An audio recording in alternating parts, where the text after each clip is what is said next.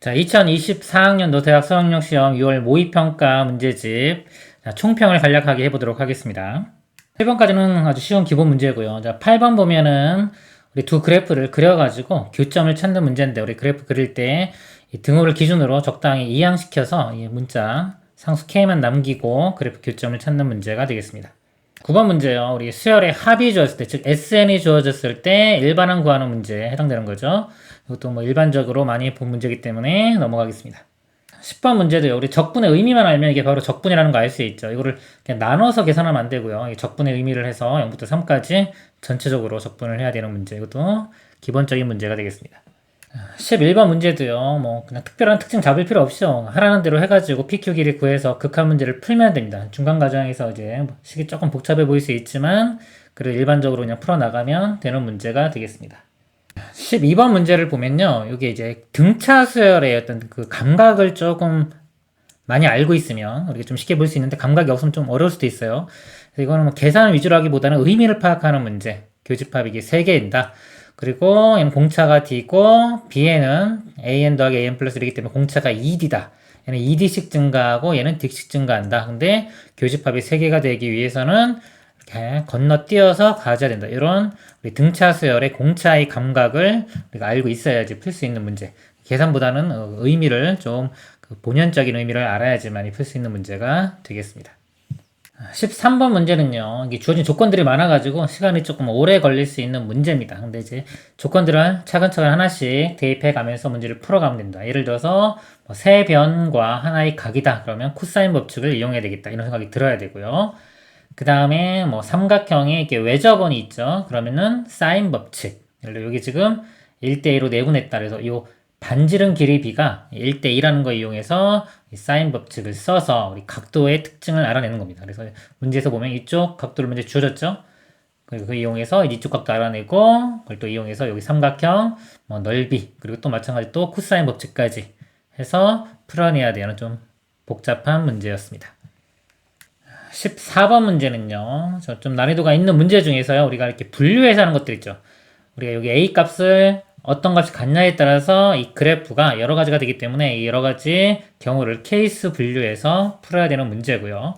이 A를 정확히 나누고 모든 경우를 다 생각해서 그다음에 이 문제 상황에 맞는 문제를 풀어야 되는, 그리고 그래프를 대략적으로 좀 감각적으로 좀 잘 그리면은 어떨 때 여기서 최대 최소가 나오는지 이런 것들을 구할 수가 있는 문제. 그래서 그래프를 좀 잘 그려야 됩니다. 분류 빨리 하고 그래프 빨리빨리 그려서 그래프 개형 이용해서 문제 푸는 그런 유형이 되겠습니다. 자, 15번 문제요. 자, 15번 문제 첫 번째 항부터 요 관계식 이용해 가지고 뭐 두 번째, 세 번째 쭉 알아가는 거고요. 문제가 여섯 번째 항까지만 보고요.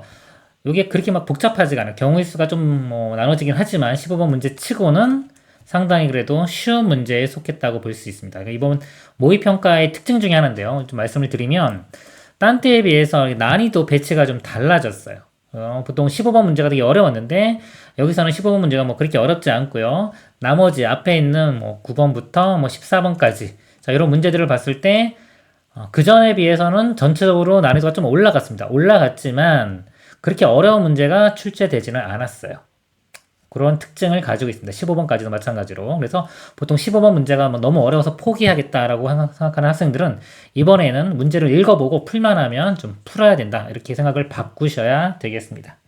16번부터 18번은 기본적인 시험 문제였고요. 이제 19번 문제 이렇게 보면은 조건. 자, 이 조건들을 만족시키는 이 함수를 찾는 겁니다.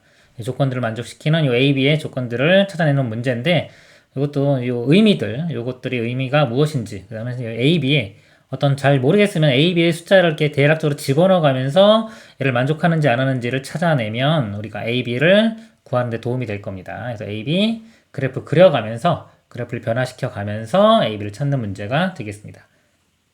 20번도요, 19번과 마찬가지로요, 요 뭐 조건들을 만족하는 함수 그래프를 찾는 문제인데요. 보통 이제 수능에서 항상 나오는 문제 유형 중에 하나고 시간이 조금 걸리는 유형입니다. 그래서 예를 들어서 gx가 g4보다 크거나 같다. 모든 x에 대해서. 그럼 이 의미가 무엇인지.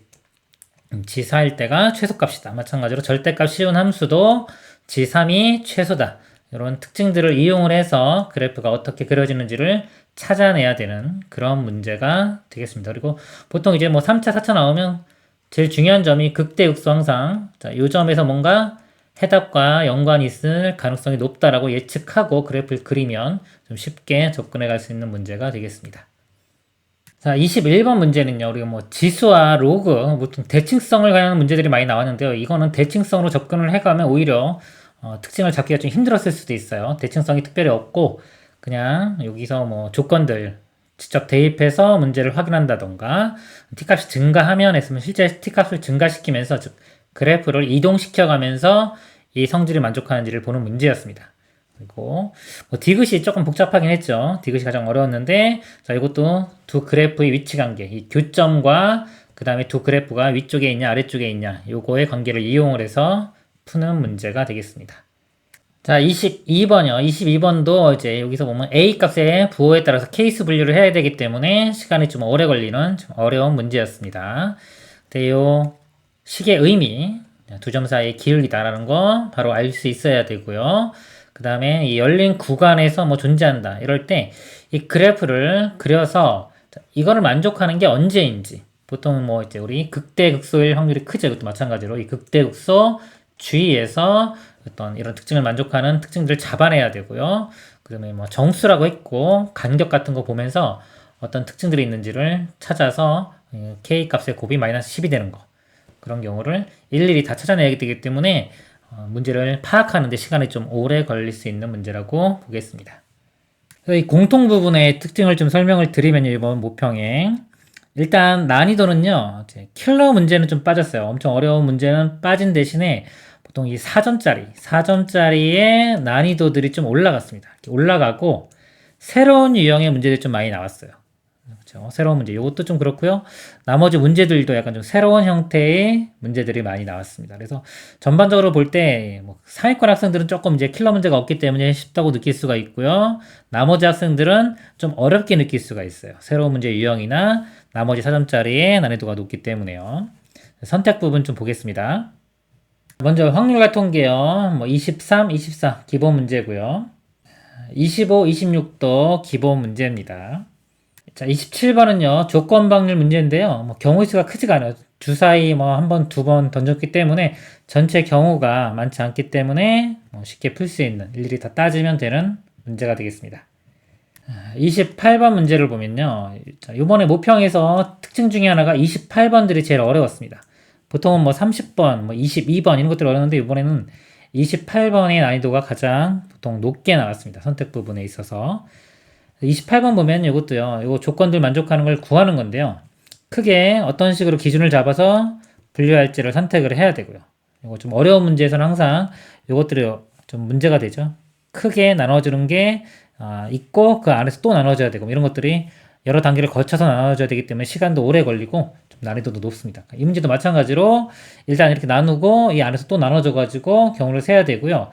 보통 경우의 수가 이렇게 곱하기로 다 연결이 돼가지고 계산이 되면은 쉬운데 자, 이 문제를 보면은 곱하기가 잘 안 되는 경우가 있어요. 자, 안 되는 경우가 있었고 곱하기로 이거는 운 좋게 됐어요. 원래는 안 되는데 일일이 따져보니까 결과적으로 곱하기로 표현할 수 있어가지고 뭐 정확히 못 풀더라도 좀 조금 틀리더라도 곱하기로 표현되면은 그냥 답은 같게 나오는 그런 문제였습니다. 다음 문제 보겠습니다. 자, 29번 문제도요. 일단 보면은 전체 경우의 수가 많지 않기 때문에 뭐 일일이 다 구할 수도 있고요. 아니면 뭐 특징을 잡아서 문제도 풀 수 있는 평이한 문제가 되었습니다. 다음 30번 문제요. 보통 30번 문제가 어렵죠. 어려운데 자, 이번 모평의 특징 30번 문제들이 쉬웠습니다.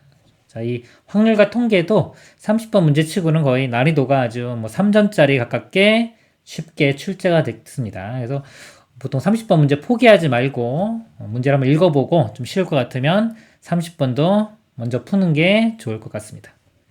선택 과목 미적분을 보면요. 23번 기본 문제고요. 자, 24번 매개분수 이용한 기울기 구하는 문제입니다. 이것도 dt분의 dy를 dt분의 dx로 나누면 풀 수 있는 간단한 문제입니다.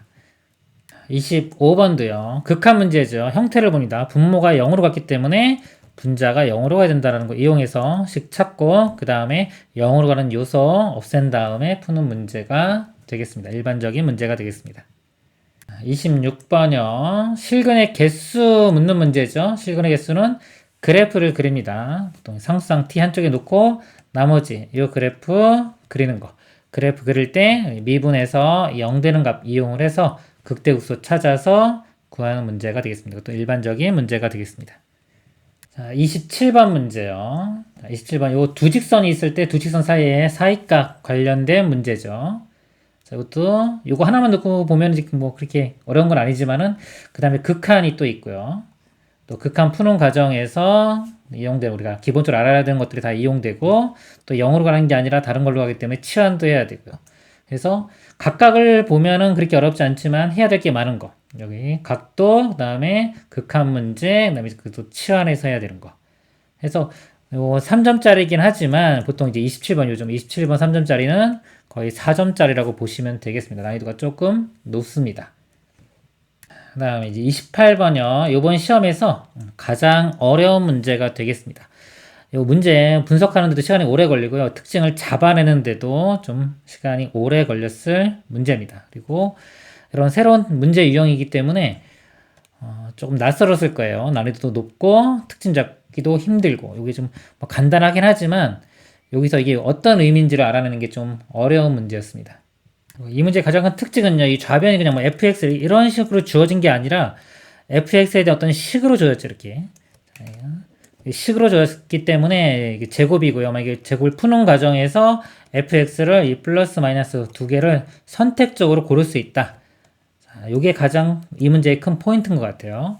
예, 요게 뭐 어려운 문제 나중에 또 나오면 이런 식으로 두 개 중에 하나를 선택할 수 있는 그런 문제가 또 나올 수 있기 때문에 상위권 학생들은 꼭 이 유형을 익혀두시길 바랍니다.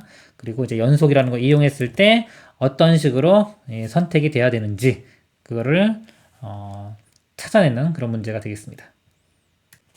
29번 문제는요, 뭐 내용이 뭐 어렵지 않아요. 문제도 간단하고. 그런데 이제 푸는 과정에서 이 연립방정식 푸는 게 좀 문제가 될 거예요. 이렇게 1, 2, 3번 세 개의 식을 어떤 식으로 연립을 해야지 문제가 풀릴까? 자, 요거에 대한 어떤 스킬이라고 볼 수 있는데요. 문자가 바로 소거가 되지 않기 때문에 이 세 식을 연립하는데 예를 들어 2번과 3번 모양이 비슷하죠. 요걸 먼저 이용을 해서 더하고 빼서 특징을 잡아내서 푸는 문제라고 보시면 되겠습니다. 연립방정식 스킬이라고 보시면 되겠습니다.